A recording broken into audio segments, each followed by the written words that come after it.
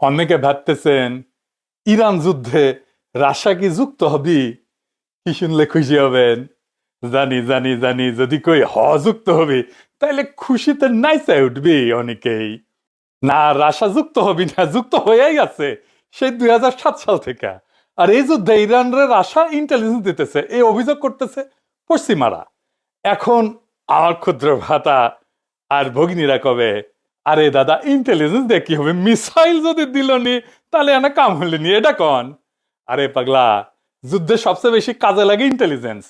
কই আছে সৈন্য, গোলা বারুদ, সক্ষমতা কেমন, কারা আক্রমণের জন্য প্রস্তুতি নিতেছে, কি দিয়ে আক্রমণ আসতে পারে, শত্রুর দুর্বলতা কোথায়, কোথায় আঘাত করলে সবচেয়ে বেশি ফল হবে, শত্রু আমাদের সম্পর্কে কি জানে, শত্রুর radio communication, radar, data link, electronic emission, এই সমস্ত রেকর্ড পাওয়া মানে সেটা মিসাইলের চাইতে বড় জিনিস। কে কার সাথে কথা কইতেছে, কোথা থেকে সিগন্যাল আসতেছে, কোন রাডার চালু আছে, কোন ফ্রিকোয়েন্সি ব্যবহার করতেছে, এই সমস্ত যুদ্ধকালীন ইন্টেলিজেন্স খুব জরুরি বিষয় যুদ্ধে জেতার জন্য। রাশিয়া ইরানদের সাহায্য করতেছে এই ইন্টেলিজেন্স দিয়া। এখন প্রশ্ন হইতেছে, কেন রাশিয়া সাহায্য করতেছে? এই ইতিহাস জানলে ট্রাম্পের ইরান আক্রমণের ঘটনা আপনার কাছে আর এক মন নেবে। আমি ইরানের ঘটনাকে নানা দিক দিয়ে ব্যাখ্যা করেছি, অনেকগুলো ভিডিও করছি কলে। আজকে আরেক দিক দিয়ে ব্যাখ্যা করবো। তাইলে আমাদেরকে ফিরে যাইতে হবে সেই 2007 সাল, যার কথা আমি কইছি। পুতিন যাবি তেহরানে। 1943 সালে স্ট্যালিন গেছিল, তারপর প্রথমবার কোন ক্রেমলিন প্রধানের তেহরান শহর। এটা মানে ঘটনাটা কত গুরুত্বপূর্ণ ভাবেন। ওই সফরে পুতিন ইরানের সর্বোচ্চ নেতা আয়াতুল্লাহ আলী খামেনির সাথে দেখা করছিলেন এবং কিছু গুরুত্বপূর্ণ ওনাদের কাছে সিদ্ধান্ত ছিল, সেটা আমি পরে আসব। এই দুই নেতার কিন্তু সেটাই ছিল প্রথম সাক্ষাৎ। পরে উনি আবার গেছেন 19 জুলাই 2022 তেহরানে। ইউক্রেন যুদ্ধের শুরুর পর এটা ছিল সাবেক সোভিয়েত অঞ্চলের বাইরে তার প্রথম সফর। তাহলে বুঝে দেখেন ইরান কতখানি গুরুত্বপূর্ণ রাশিয়ার জন্য। 2007 সালে যখন এই সফরটা হইতেছে, তখন রাশিয়ান ইন্টেলিজেন্স পুতিনকে কইল তেহরানে পেলে তাকে জয় বাংলা করে দেওয়া হবে, সমস্ত অ্যাসাসিন চলে গেছে, খুনিরা চলে গেছে, তার মোটর কেটে হামলা করা হবে, সুইসাইড বোম্বিং করা হবে। ওদের নিউজেই বলছে, একদম এই সমস্ত রেকর্ড টেকর্ড আছে। তার মানে তেহরানে পুতিনকে হত্যার একটা প্লট করা হয়েছে। সুইসাইড বোমা নিয়ে ঝাঁপে পড়বি নাকি? তো রাশিয়ান সিক্রেট সার্ভিস কনফার্ম করেছিল ওটা। মানে এটা হুদাই কোনো আজাইরা কথা না, আওয়াজ না। এই ঘটনা হইলে যে কোনো সাধারণ রাষ্ট্রনেতা সফর বাতিল করে দিত।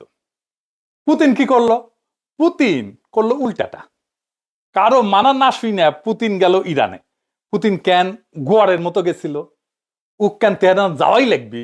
আর কেন তেহরানে পুতিনকে মাইরা ফেলার চেষ্টা করা হবে? কে মারতে চায়? আসেন এটা আমরা বুঝে দেখি, তাইলে ব্যাবাক আমাদের কাছে ফকফকা হয়ে যাবে। আজকের ইরান যুদ্ধ কেন সেটাও বোঝা যাবে। কারণ 2007 সালে পুতিন শুধু ইরানে যায়নি, উনি গেছিলেন একটা বার্তা নিয়ে। সেই বার্তাটাই আজকের এই সংঘাতের পিছনে একটা বড় কারণ। উনি কিছু এগ্রিমেন্ট করতে গেছিলেন, খুবই গুরুত্বপূর্ণ এগ্রিমেন্ট করতে গেছিলেন। তাহলে কাল লেজে উনি পাড়া দিছিলেন সেইটা আমরা আজকে দেখব। এবং যেই এগ্রিমেন্ট উনি করে আসছিলেন, ওই এগ্রিমেন্টের কারণেই, ওই বার্তার কারণেই ইরানকে ইসরায়েল আর আমেরিকা একসাথে মিলেও আজকে হারাইতে পারতেছে না।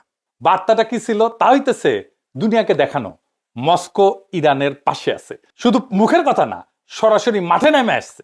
আর কোন ষড়যন্ত্র বা ডর দেখালেও ক্রেমলিন পিছু উঠবে না। তো কারণ কি? কেন পাশে আছে? কই থেকে পিছু হটার কথা আসতেছে? দেখেন ওই রয়টারের শিরোনামে দেখেন বুশ কইতেছে ইরান যদি পারমাণবিক শক্তি পায় তাহলে তৃতীয় বিশ্বযুদ্ধ শুরু হবে। কে করবে? ওই তো করবে। মানে ট্রাম্প আজকে চিল্লাইতেছে যা বইলা, সেটা বুশ চিল্লা গেছে সে 2007 সালে। এটা শুরু অনেক আগে থেকে, কিন্তু আসল খেলাটা শুধু পারমাণবিক বোমা না। কোথায়? এটা ছিল অনেক কয়টা ইস্যু নিয়ে, এটা জটিল ভূ রাজনৈতিক ইস্যু। পারমাণবিক বোমা, পারমাণবিক সক্ষমতা, কাস্পিয়ান সাগর, জ্বালানি রুট, ইউরোপের ভবিষ্যৎ এবং আমেরিকার একছত্র বিশ্বমণ্ডলী করার ক্ষমতা, এই সবগুলা রসুন মিলা একটা। পুতিন গেছিলেন একটা কনফারেন্সে। কি সেই কনফারেন্স?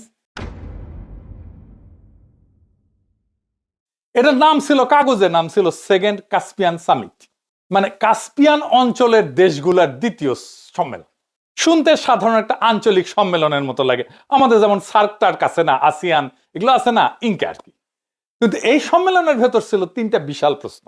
কাস্পিয়ান অঞ্চল কার নিয়ন্ত্রণে থাকবে? এরিট্রিয়া পাশে একটু, ম্যাপটা দেখাই দেন কাস্পিয়ান সি আর তার পাশে কোন কোন দেশ আছে।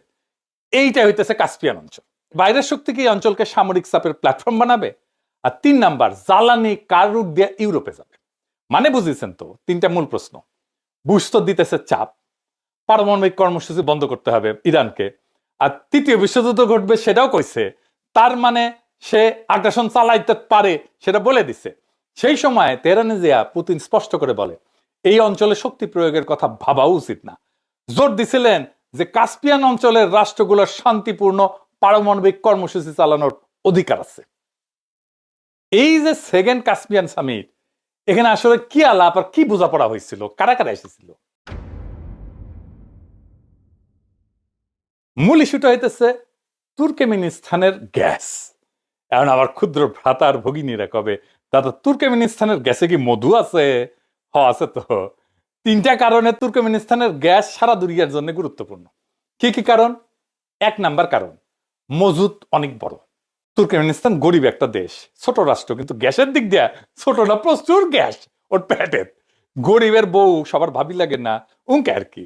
এই কারণে ইউরোপ, রাশিয়া, চীন, দক্ষিণ এশিয়া সবাই এটারে সম্ভাব্য বড় সাপ্লায়ার হিসাবে দেখে। বড় রিজার্ভ মানে ছোটখাটো রিজার্ভ না, 1-2 বছরের জন্য না, বহু বছরের জ্বালানি প্রবাহের সম্ভাবনা দেয় তুর্কমেনিস্তানের গ্যাস। 2 নাম্বার, এইটা সোর্সিং এর ডাইভার্সিফিকেশনের চাবি। মানে আমি একটা জায়গা থেকে আটকে যেতে চাই না, আর একটা জায়গায় আমি যাইতে চাই সোর্সিং এ, সেইটার একটা চাবিকাঠি। ইউরোপ বহুদিন ধরে রাশিয়ার বাইরে বিকল্প গ্যাসের উৎস খুঁজতেছে।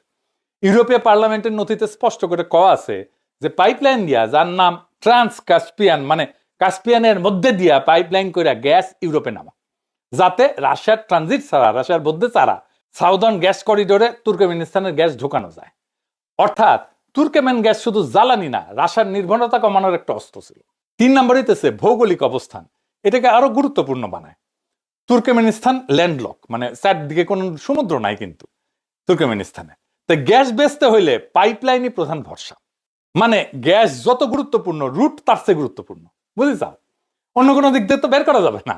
রাশিয়া চায় যে গ্যাস তার নেটওয়ার্ক দিয়ে ইউরোপে যাক, এই তুর্কমেনিস্তানের gas.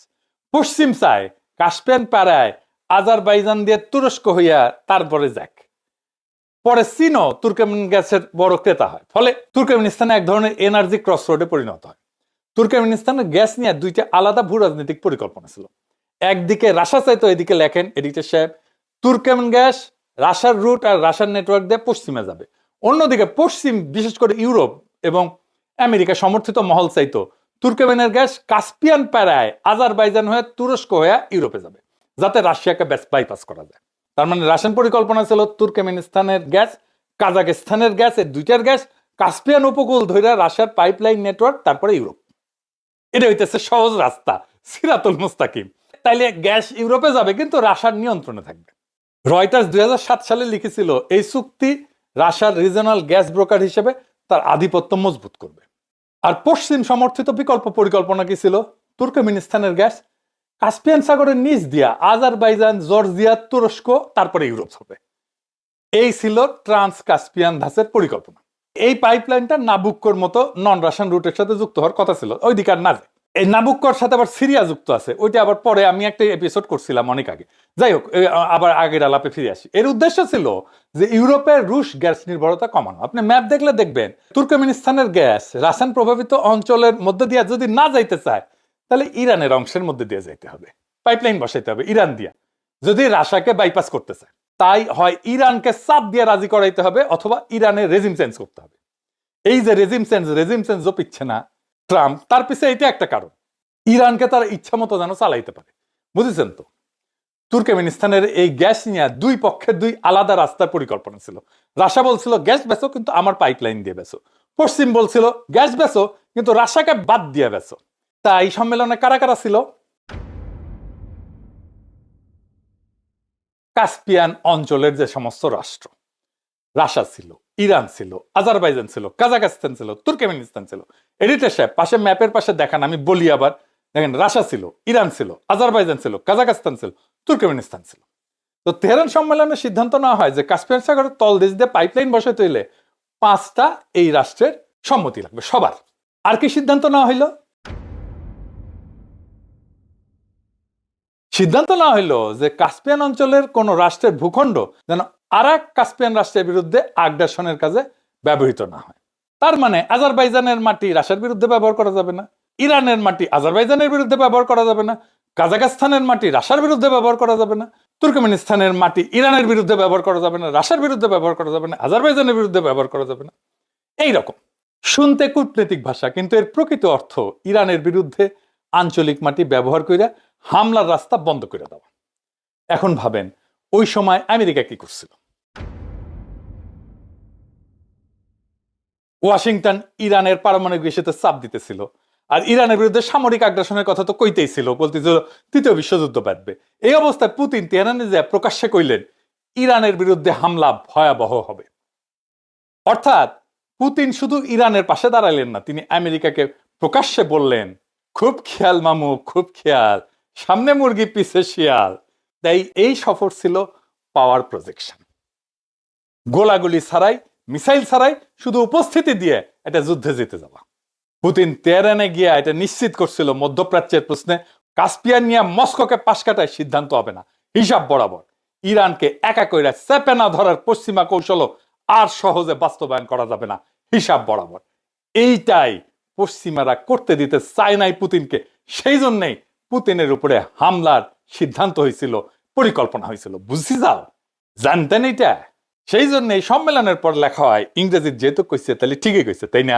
Caspian summit, a triumph for Iran and a victory for Russia.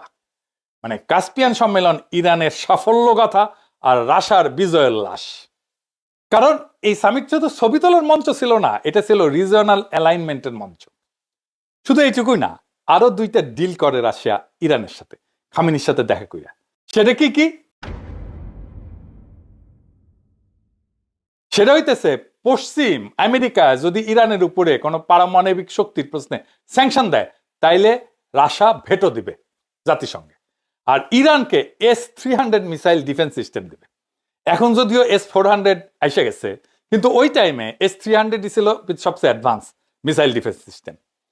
কিন্তু এখন আর একটা সূক্ষ্ম বিষয় আছে, রাশিয়া কি ইরানকে ভালোবেসে এটা করেছিল? না, ভূ রাজনীতিতে প্রেম বলে কিছু নাই। রাশিয়া ইরানকে বাঁচাইতে যায়নি, রাশিয়া গেছে নিজের জায়গা বাঁচাইতে, নিজের লিভারেজ বাড়াইতে, আমেরিকাকে আটকে দিতে, ইউরোপকে মেসেজ দিতে, আর কাস্পিয়ানকে নিজের স্ট্র্যাটেজিক উঠান হিসাবে, এটার অংশ হিসাবে ধরে রাখতে। তাই পুতিনের তেহরান সফর কোনো রোমান্টিক অ্যালায়েন্স ছিল না, এটা ছিল হার্ড ক্যালকুলেশন, শক্ত অঙ্ক কষে এটা বের করেছিল। ইরানকে পুরোপুরি ছাড়বে না, আবার পুরোপুরি মুক্তও করবে না, সাপোর্ট করবে কিন্তু কন্ট্রোল হারাবে না। এই হইতেছে এটা রাশিয়ান স্টাইল। এটা মাথায় রেখেন, রাশিয়া এইভাবে কাজ করে। আর এই জায়গাতে আমেরিকার জন্য সমস্যাটা শুরু। কেন? কারণ আমেরিকার অভ্যাস ছিল একটা রাষ্ট্রকে আইসোলেট করো, স্যাংশন দাও, মিলিটারি থ্রেট দাও, তারপর নেগোসিয়েশন টেবিলে এনে বসাও, তারপরে আমি এটা নেগোসিয়েট করে ফেলবো আমার ফেভারে। কিন্তু তেহরানে পুতিনের উপস্থিতি সেই স্ক্রিপ্টে ফাটল ধরাই দিল। পুতিন বললেন না, এই ফাইল একা তোমাদের না, এখানে রাশিয়া আছে, এখানে কাস্পিয়ান আছে, এখানে এনার্জি আছে, এখানে রিজিওনাল স্টেটস আছে, তার হিস্সা আছে। তাই ইরানের এই যুদ্ধ চলতেছে, এটাতে রাশিয়া আছে অনেক আগে থেকে, এই যুদ্ধে চায়নাও আসবে। এই যুদ্ধ ট্রাম্প যদি না থামায় তাহলে এই যুদ্ধ দীর্ঘায়িত হবে, ইরান হারবে না। এই যুদ্ধে ইরানকে বিজয়ী হইতেই হবে। ইসরায়েলের সকল শয়তানিকে রুখে দেওয়ার হিম্মত আছে একমাত্র ইরানের, ওদেরই সেই হ্যাডম আছে। ইরান জিতলে ফিলিস্তিন মুক্ত হবে, মাথায় রেখেন। সারা দুনিয়া মুক্তিকামী মানুষেরা ইরানের পাশে দাঁড়াবে। এই ইরানের বিরোচিত লড়াইয়ের পক্ষে অবস্থান না নিয়ে আমেরিকার ইসরায়েলের ভাষায় বিবৃতি দেয়া আমেরিকার ইন্ডিয়ার সেবাদাস বিএনপি সরকারকে নিন্দা জানাই। সেই জন্য আমাদের মাথা হেট কইরা দিচ্ছে তারেক রহমানের সরকার। বাংলাদেশের মানুষ দৃঢ়ভাবে ইরানের উপরে আমেরিকার ইসরায়েলের আগ্রাসনের বিরুদ্ধে দাঁড়াতে হবে। আগামী সংসদ অধিবেশনে বিরোধী দলকে অবশ্যই সরকারের কাছে ব্যাখ্যা চাইতে হবে, কেন অগ্রহণযোগ্য বিবৃতি দিল আন্তর্জাতিক আইনের লঙ্ঘন কইরা, কেন ইরানের উপরে হামলা এবং